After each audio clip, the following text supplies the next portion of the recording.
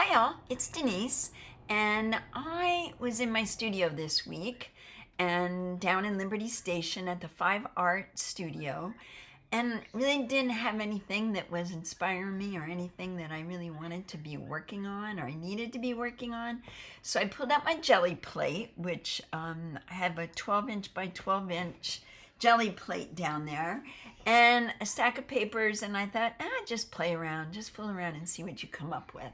So that's what I did. I kind of wanted to work on some backgrounds for some upcoming projects I have, and I wanted them to be grungy. I have my color palette. It's pretty much my color palette I use a lot in different variations, and I just wanted to play and have fun. So that is exactly what I did. And so I want to share with you some of the things that I did and one of my favorite realizations that I came up with. And I'm super excited about that, and I'll be doing it again. So onward, let me show you what I was up to.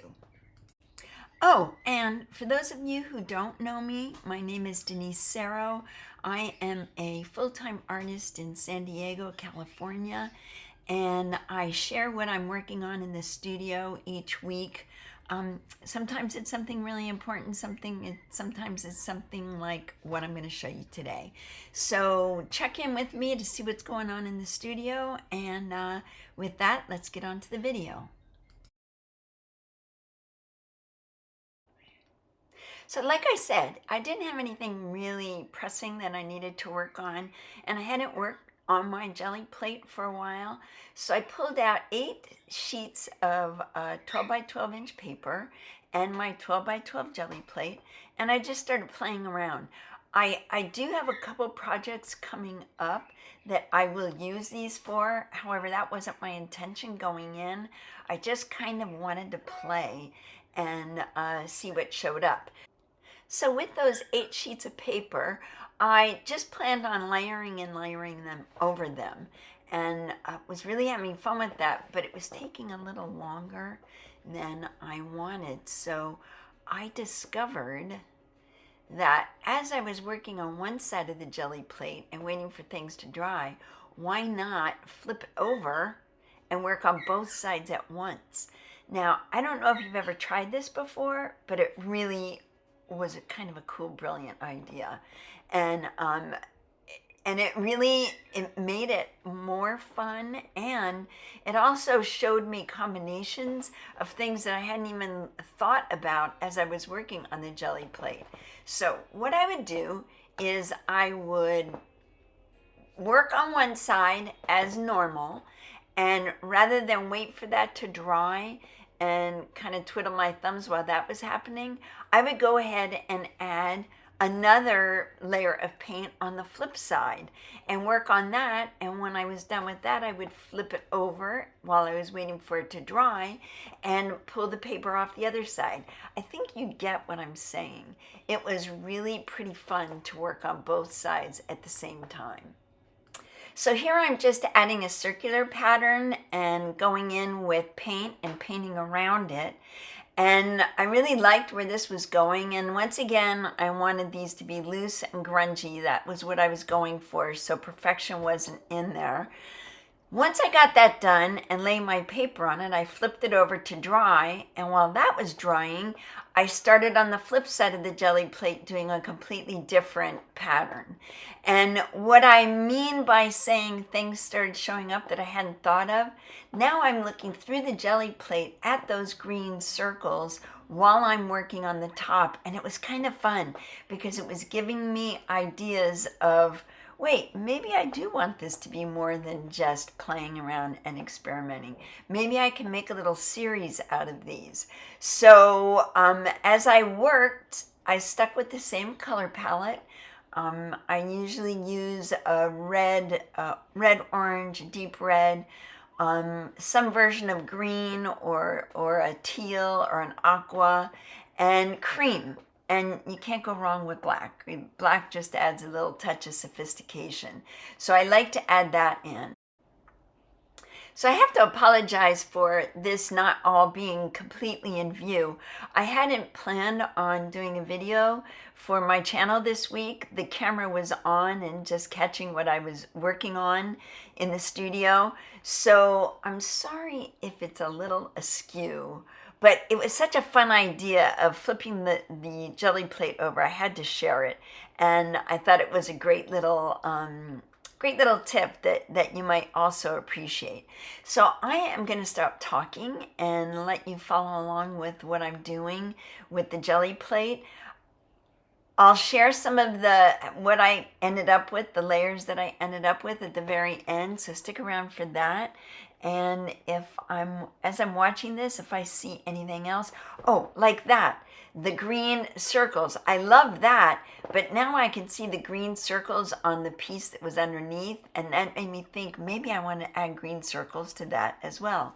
So just goes to show you, when you least expect it and you're just having fun and playing around, sometimes some pretty cool stuff will show up. So let's keep watching.